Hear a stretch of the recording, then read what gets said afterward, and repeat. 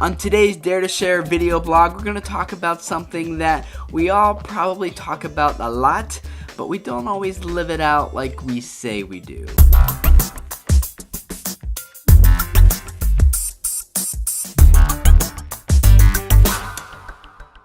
So 2012 is here and most of our ministries are running off in full force, just embracing the new year and everything that it's going to bring us.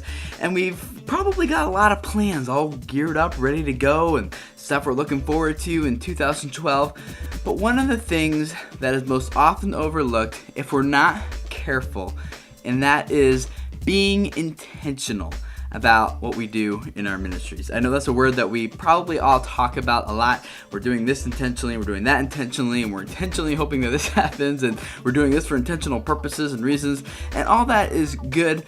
But if we are honest with ourselves, as I am trying to be more and more, how much of that stuff are we really doing intentionally, and how much of it is just because it's what we've always done, it's what we know, no one really gives any pushback against it, it's just kind of an easy program to run, it's an easy event to do, everyone just kind of expects it, but no one's really asking those tough questions about, is this intentional to accomplishing something that will help move our ministry towards a bigger goal, a bigger vision that we are trying to move towards.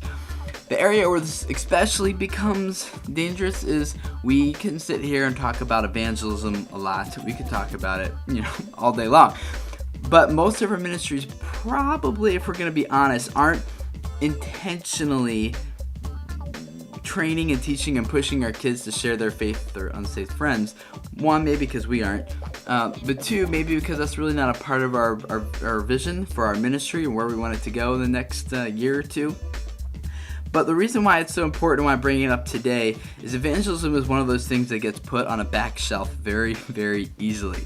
We all know that. It's just so easy to become consumed with all the meetings and all the planning and all the trainings we do for our volunteers and all the stuff we're doing with kids and going to this, that game and event and it just piles up very, very fast.